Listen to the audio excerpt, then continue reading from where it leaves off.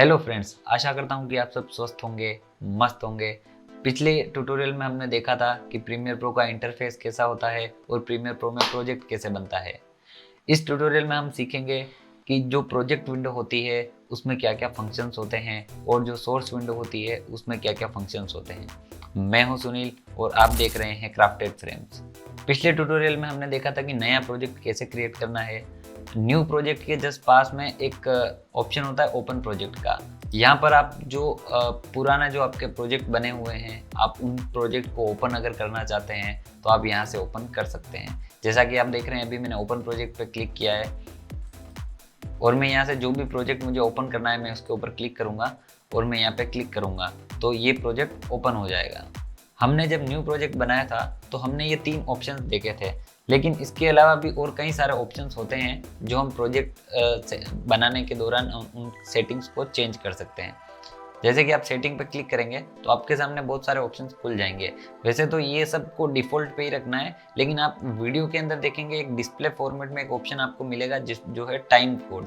अब इसके ऊपर आप क्लिक करते हैं तो इसमें आपको अलग अलग टाइप के टाइम कोड देखने को मिलते हैं। अब ये टाइम कोड क्या होता है इसको हम नेक्स्ट वीडियो में समझेंगे। अभी के लिए आप इतना समझिए कि इसको हमेशा आपको टाइम कोड पे ही रखना है, इसको कभी चेंज नहीं करना है। अभी हम ओके कर देते हैं, मैं कैंसिल कर रहा हूँ और मैं जो पुराना प्रोजेक्ट जो हमारा बना हुआ है वही प्रोजेक्ट में ओपन कर रहा हूँ। यहाँ पे हमारा प्रीमियर प्रो ओपन हो गया है। अब हम देखेंगे जो हमारे प्रोजेक्ट विंडो जो होती है वो क्या काम करती है, प्रोजेक्ट विंडो में मीडिया कैसे इंपोर्ट किया जाता है, कैसे मीडिया का मैनेजमेंट किया जाता है। इसके जस्ट ऊपर है सोर्स विंडो। हम देखेंगे कि सोर्स विंडो का क्या काम है और इसमें कौन कौन से टूल्स हैं। तो सबसे फर्स्ट हम देखेंगे कि प्रोजेक्ट विंडो ये हमारे प्रोजेक्ट की मेन विंडो है। आप इसको प्रीमियर का मेन विंडो बोल सकते हैं। हम जो भी डेटा इंपोर्ट करते हैं या जितनी भी फाइल्स के ऊपर हम काम करते हैं वो सारी फाइल्स सबसे पहले प्रोजेक्ट विंडो में आती है और हमारा प्रोजेक्ट खुद इस प्रोजेक्ट विंडो के अंदर होता है। जैसा कि अभी आप देख रहे हैं प्रोजेक्ट के बाद लिखा हुआ है क्लास 2, तो ये हमारा प्रोजेक्ट है। अभी हम जो भी मीडिया को इंपोर्ट करेंगे वो सारी फाइल इसके अंदर आती है। तो अब देखते हैं कि मीडिया इंपोर्ट कैसे किया जाता है। मीडिया इंपोर्ट करने के लिए आप अगर प्रोजेक्ट विंडो में देखते हैं तो आपको एक इंपोर्ट मीडिया का ऑप्शन मिलेगा। आप जैसे इसके ऊपर क्लिक करते हैं आपके सामने एक डायलॉग खुलेगा जिसमें आप जो भी ड्राइव में से जिस भी फोल्डर से आपको डेटा इंपोर्ट करना है आप कर सकते हैं। इसके अलावा एक दूसरा ऑप्शन होता है कि जैसे ही आप इस एरिया में डबल क्लिक करेंगे आपके सामने सेम डायलॉग ओपन हो जाएगा और आप जिस भी फोल्डर या जिस भी ड्राइव से जो भी डेटा लेना है आप ले सकते हैं। इसके अलावा अगर आप कीबोर्ड शॉर्टकट से डेटा इंपोर्ट करना चाहते हैं तो आप कंट्रोल आई अगर प्रेस करेंगे तो आपके सामने सेम डायलॉग ओपन हो जाएगा। अगर आप मैक यूज़ कर रहे हैं तो आप कमांड आई प्रेस करेंगे तो सेम डायलॉग आपके सामने ओपन हो जाएगा और सेम प्रोसेस से आप डेटा इंपोर्ट कर सकते हैं। ये कुछ फाइल्स मैंने यहाँ पे इंपोर्ट कर ली है।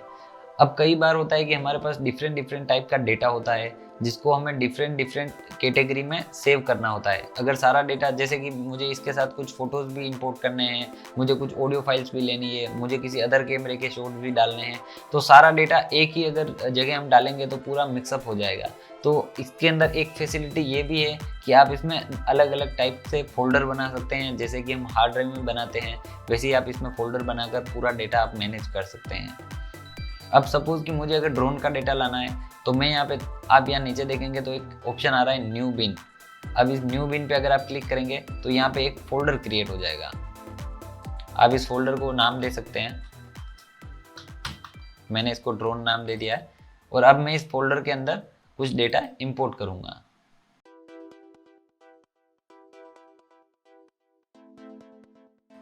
और ये कुछ फाइल्स मैंने इंपोर्ट की। अगर आप देखेंगे तो मेरे पास प्रोजेक्ट जो मेन प्रोजेक्ट विंडो है उसके अंदर कुछ फाइल्स पड़ी हुई है। इसके अंदर एक फोल्डर है ड्रोन। अब आप इस फोल्डर के अंदर देखेंगे तो इसके अंदर भी कुछ फाइल्स दिख रही हैं। अब अगर मुझे कोई म्यूजिक इंपोर्ट करना है और मैं चाहता हूं कि ये सारा मिक्स नहीं हो तो मैं यहाँ पे एक फोल्डर और क्रिएट करूंगा।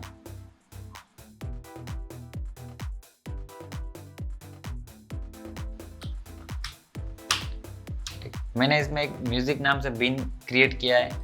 अब जैसे ही मैं इसको डबल क्लिक करूंगा और इसके अंदर डेटा इंपोर्ट करूंगा, अब मुझे अगर इसमें कोई म्यूजिक डालने हैं तो मैं ड्राइव में जाऊंगा और जहाँ पे भी मेरी फाइल्स पड़ी हुई है वहाँ से मैं म्यूजिक सेलेक्ट करके इस फोल्डर में डाल दूंगा।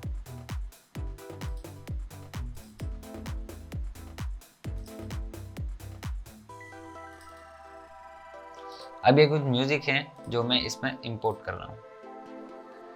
अब ये देखिए मेरे सामने मेरी म्यूजिक फाइल्स भी इंपोर्ट हो गई है। अब अगर आप इस प्रोजेक्ट को देखेंगे तो इस प्रोजेक्ट के अंदर कुछ क्लिप्स बाहर पड़ी हुई है। यहाँ पे एक बिन है, या जिसको हम फोल्डर कहते हैं, इसके अंदर ड्रोन की फुटेज है और एक फोल्डर में हमारे म्यूजिक है। इसी तरीके से आप अलग अलग फोल्डर बना के अलग अलग कैटेगरी के हिसाब से आप डेटा को मैनेज कर सकते हैं। अब हम देखते हैं कि जो प्रोजेक्ट विंडो जो हमारी है इस पे और क्या क्या टूल्स हैं और ये क्या करते हैं। तो सबसे फर्स्ट आप जो टूल देखेंगे आपको एक पेंसिल जैसा एक आइकन दिखेगा। इससे आप अपना प्रोजेक्ट लॉक और अनलॉक कर सकते हैं। अभी ये राइट मोड पे है, जैसे अगर आप इस पर क्लिक करते हैं तो आपका जो प्रोजेक्ट है ये लॉक मोड में हो जाएगा।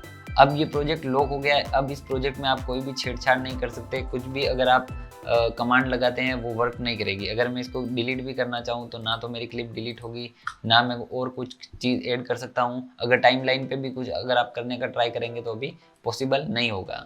तो ये बेसिकली हमारे प्रोजेक्ट को सेफ कंडीशन में रखने के लिए किया जाता है कि बहुत सी बार पीसी में पासवर्ड नहीं लगा है और कोई और पर्सन भी इसको ऑपरेट करता है तो हमें रिस्क होता है कि कहीं हमारा प्रोजेक्ट के साथ किसी टाइप की कोई छेड़छाड़ नहीं हो जाए, कोई गलत कमांड की वजह से हमारा प्रोजेक्ट खराब नहीं हो जाए, तो हम इसको लॉक मोड में डाल सकते हैं।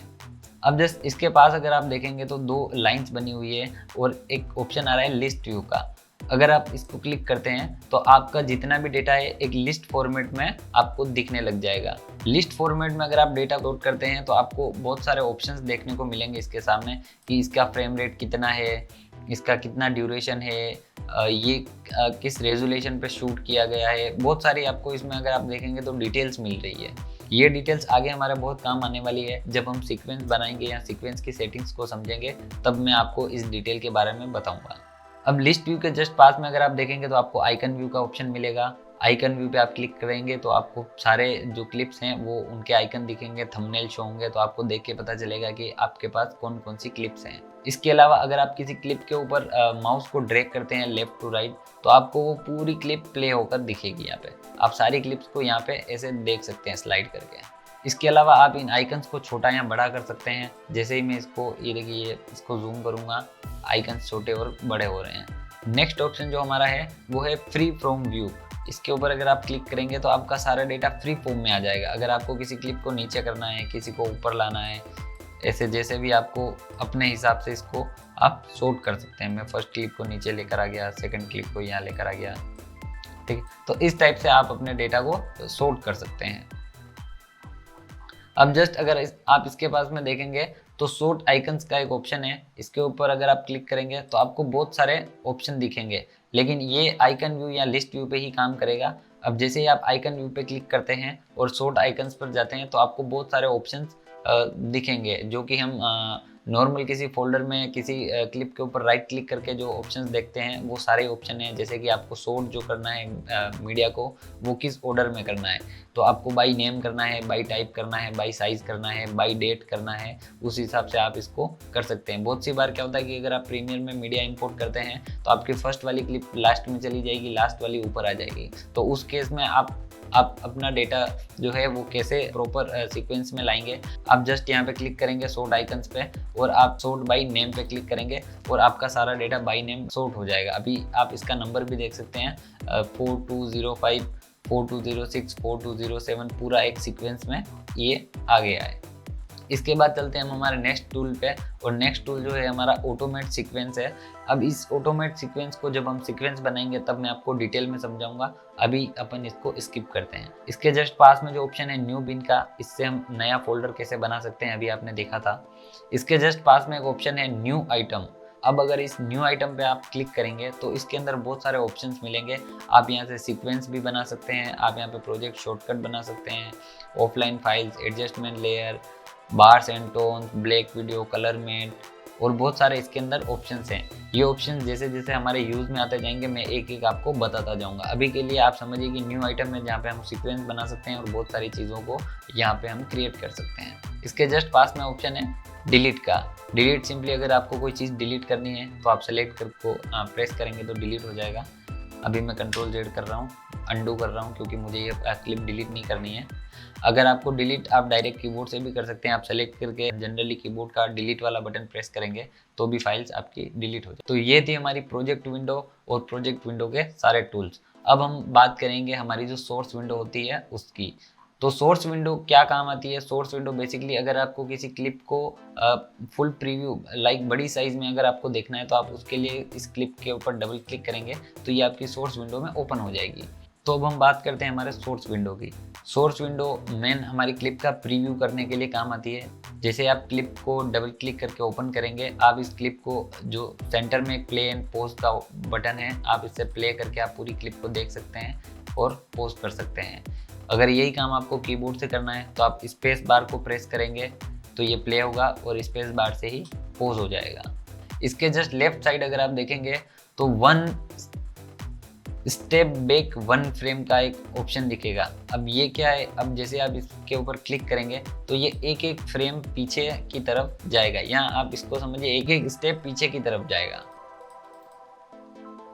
इसके लिए आप जनरली कीबोर्ड की जो एरो की होती है लेफ्ट वाली, अगर आप लेफ्ट एरो से प्रेस करेंगे तो देखिए अभी मैं प्रेस कर रहा हूँ तो ये एक एक फ्रेम बैक जा रहा है, और जस्ट ये एक वन स्टेप फॉरवर्ड जो है ये आपके कीबोर्ड के राइट एरो से काम करेगा।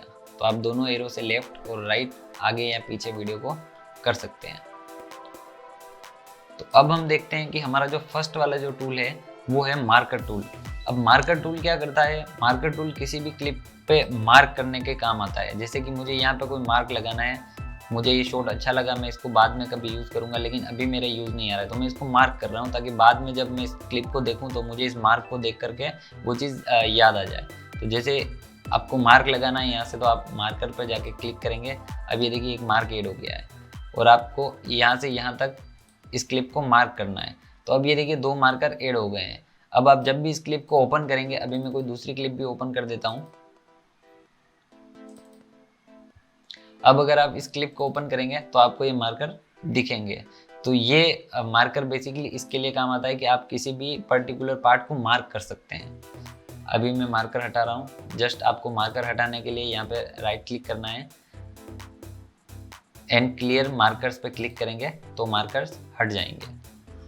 अब नेक्स्ट पार्ट में हम आते हैं जो कि हमारा टूल है मार्क इन।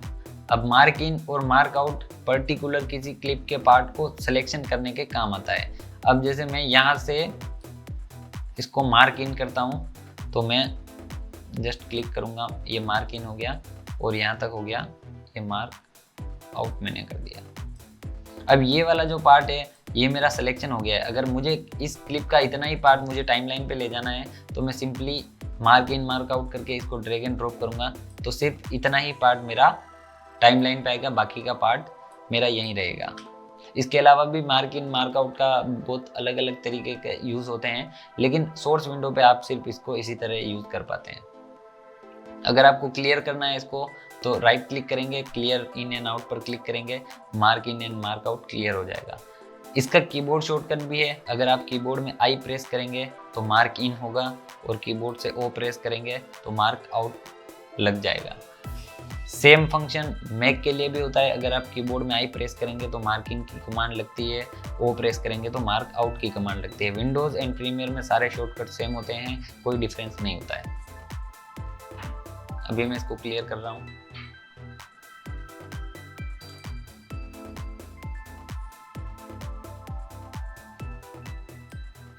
अब ये फंक्शन है गो टू मार्क इन। अगर आपने कोई मार्क इन पॉइंट लगा रखा है, जैसे कि यहाँ पे एक मार्क इन लगा हुआ है और एक यहाँ पे मार्क आउट लगा हुआ है और आपने इस टाइमलाइन को जूम कर रखा है, अभी आपको दिख नहीं रहा है कि मार्क इन कहाँ पे मार्क आउट कहाँ पे, और आपको एक ही क्लिक पे मार्क इन वाले पॉइंट पे पहुँचना है तो आप सिंपली इस वाले टूल का यूज़ करेंगे। जैसे आप इसके ऊपर क्लिक करेंगे आप मार्क इन वाले पॉइंट पे पहुंच जाएंगे और जस्ट राइट हैंड वाले पे अगर आप क्लिक करेंगे तो आप मार्क आउट पे पहुंच जाएंगे।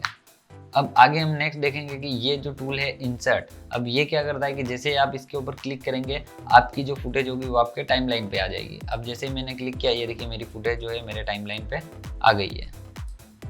आप जितनी बार इसको करते जाएंगे उतनी बार ये फुटेज को डालता जाएगा।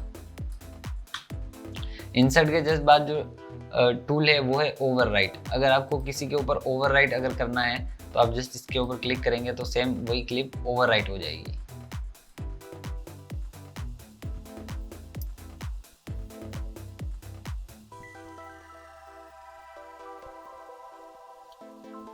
इसके जस्ट बाद में आपको एक कैमरे का आइकन दिख रहा है और इसके ऊपर लिखा हुआ है कि एक्सपोर्ट फ्रेम। अब एक्सपोर्ट फ्रेम जैसे ही आप इसके ऊपर क्लिक करेंगे, अगर आपको इस पार्ट का स्क्रीनशॉट लेना है तो आप इस कैमरे के जो आइकन है इसके ऊपर क्लिक करेंगे और आपको ये पूछेगा कि आपको ये कहाँ सेव करना है। तो आप इसमें जो भी आपको इस फ्रेम का नाम देना है वो आप नाम देके आप जहाँ पे भी चाहें इसको सेव कर सकते हैं। तो इस तरीके से प्रीमियर प्रो में वीडियो से स्क्रीनशॉट लिया जाता है।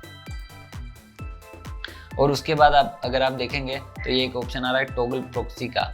प्रॉक्सी फाइल्स अगर आप 4K पे एडिट कर रहे हैं और आपका प्लेबैक जो है सॉफ्ट नहीं आ रहा है, तो आप प्रॉक्सी फाइल क्रिएट करके सॉफ्ट प्लेबैक लेते हैं और ये प्रॉक्सी को अटैच करने के लिए यूज़ में आता है। तो जब हम प्रॉक्सी फाइल्स को क्रिएट करेंगे तब हम इस टूल को समझेंगे। तो ये था हमारा project window and source window. Next video में हम देखेंगे कि टाइमलाइन और जो हमारी प्रीव्यू विंडो है वो कैसी होती है और इनमें क्या क्या टूल्स होते हैं। तब तक के लिए चैनल को लाइक कीजिए, सब्सक्राइब कीजिए और शेयर कीजिए। Thank you.